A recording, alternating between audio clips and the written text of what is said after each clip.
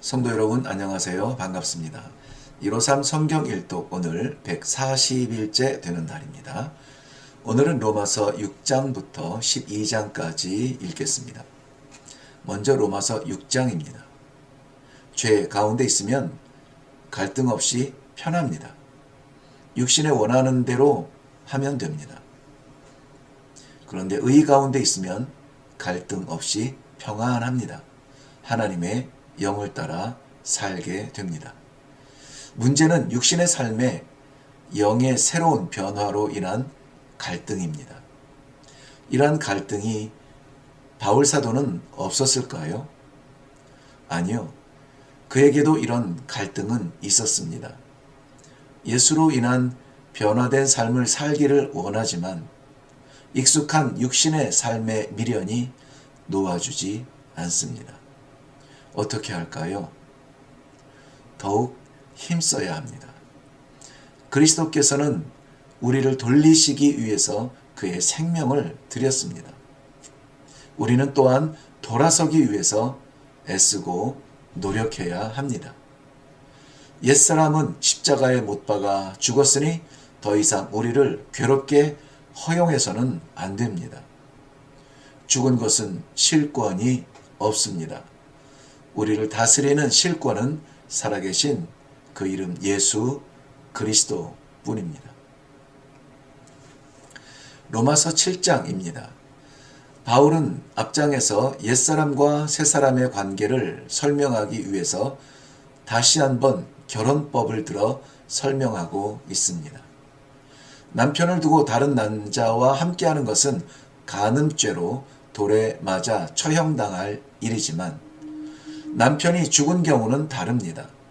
정당하게 새롭게 결혼의 길이 열리는 것입니다.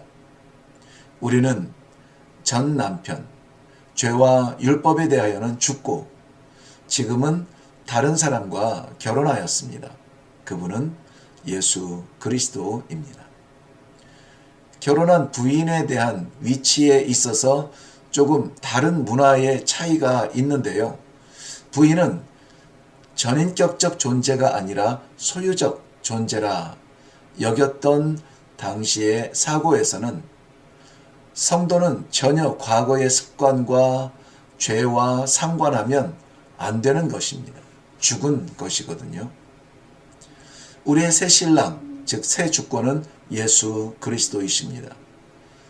그분만으로 살고 그분과만 존재해야 합니다. 그래야 그의 신부입니다. 로마서 8장입니다. 이 말씀이 성경에 기록됨이 얼마나 큰 은혜인지 모릅니다. 성도가 부를 수 있는 찬양 중에 찬양이기도 합니다. 누구라도 이 8장의 말씀을 읽게 되면 찬양하게 됩니다. 아무리 약한 과거의 실존이었던 간에 그리스도 안에 있으면 결코 정죄함이 없느니라 고 선포하며 시작하고 있죠. 그리고 끊을 수 없느니라는 결론으로 끝을 맺고 있습니다.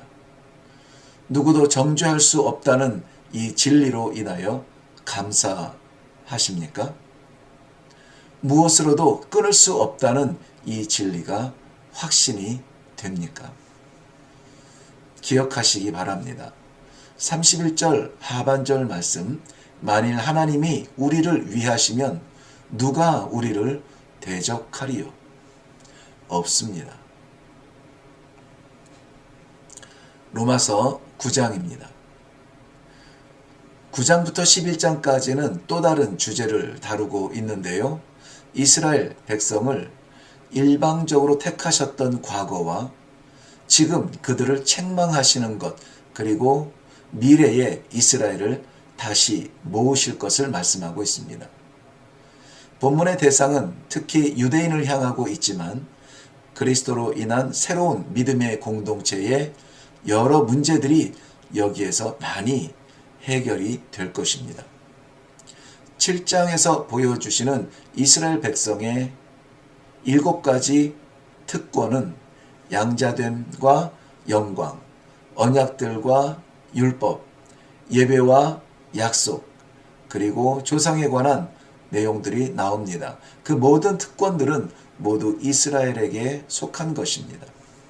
그러나 우리는 이 혈통적 특권의 영역을 넘어서는 완전한 약속을 주셨고 그 약속으로 인하여 더욱 힘을 얻을 것이니 곧 모든 것을 뛰어넘는 예수 그리스도의 이름입니다.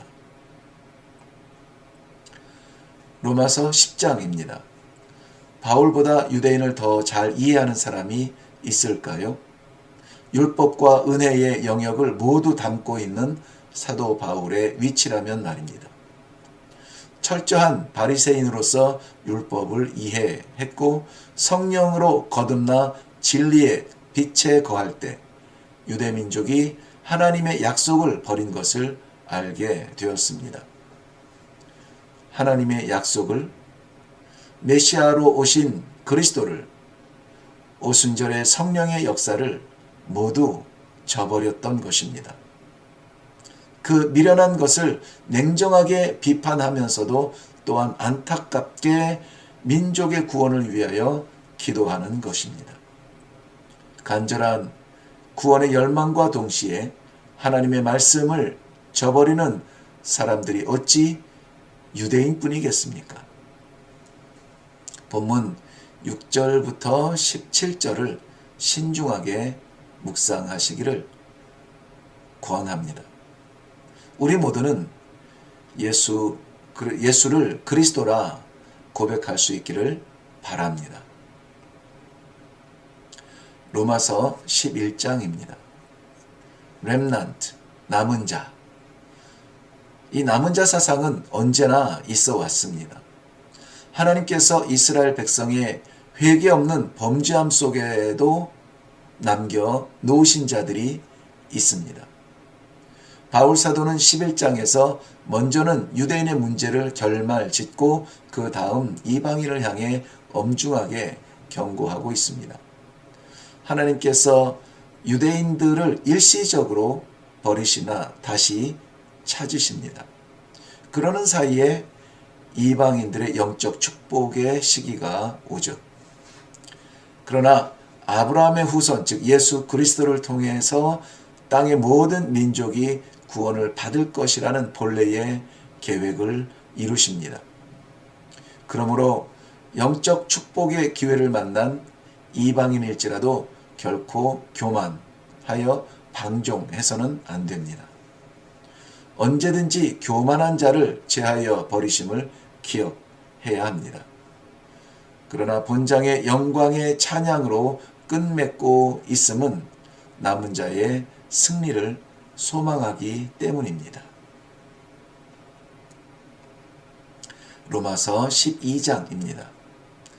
로마서가 전반부 1장부터 11장까지는 율법과 은혜, 그리고 죄와 용서, 심판과 구원의 교리적 설명을 한 교과서 같은 내용이라면 12장부터 마지막 16장까지는 그래서 어떻게 살 것인가를 묻고 안내하는 믿음의 삶의 실천편입니다.